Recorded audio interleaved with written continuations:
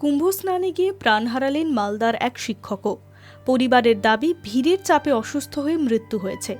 বৈষ্ণবনগর থানার অন্তর্গত বীরনগর ২ গ্রাম পঞ্চায়েতের চরাবাবুপুর এলাকার বাসিন্দা অমিয় সাহার। বয়স বছর ২৮। এই নিয়ে মহাকুম্ভে পশ্চিমবঙ্গে ৪ জনের মৃত্যুর খবর মিলেছে এখনো পর্যন্ত। নিখোঁজ বহু মানুষ। স্থানীয় সূত্রের খবর, কার্তিকটোলা প্রাথমিক বিদ্যালয়ের শিক্ষক অমিয় পরিবার এবং আত্মীয় মিলিয়ে মোট ১০ জনের সঙ্গে মহাকুম্ভে গিয়েছিলেন তিনি। পরিবারের দাবি, ভিড়ের মধ্যেই শ্বাসকষ্ট হওয়ায় অসুস্থ হয়ে পড়েছিলেন যুবক।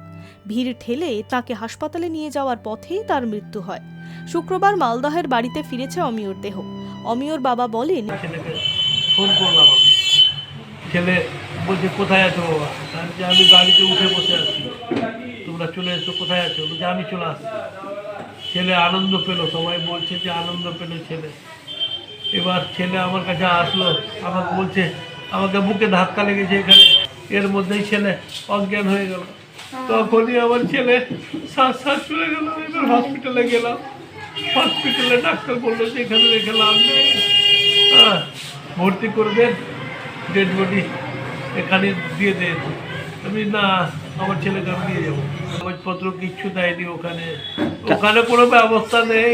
কি দিবে কাগজপত্র? কোনো কাগজ বোঝাতে যাই, এনে যাই, এ বডি লে যাই, এ বডি লে যাই। আমরা নিয়ে চলে এলাম। দেহ বাড়িতে আসার পরেই পরিবারের সঙ্গে দেখা করতে গিয়েছিলেন বৈষ্ণবনগরের তৃণমূল বিধায়ক চন্দনা সরকার। মহাকুম্ভের ব্যবস্থাপনা নিয়ে ক্ষোভ প্রকাশ করে যোগী সরকারকে নিশানা করেছেন তিনি।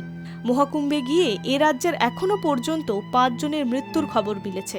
অমিয় ছাড়া মহাকুম্ভে মারা গিয়েছেন কলকাতার গলফ গ্রিনের বাসিন্দা বাসন্তী পোদ্দার, পশ্চিম মেদিনীপুরের শালবনির বাসিন্দা উর্মিলা ভূঁইয়া, পশ্চিম বর্ধমানের জামুরিয়ার বাসিন্দা বিনোদ রুইদাস এবং শিলিগুড়ির দীনেশ পণ্ডিত।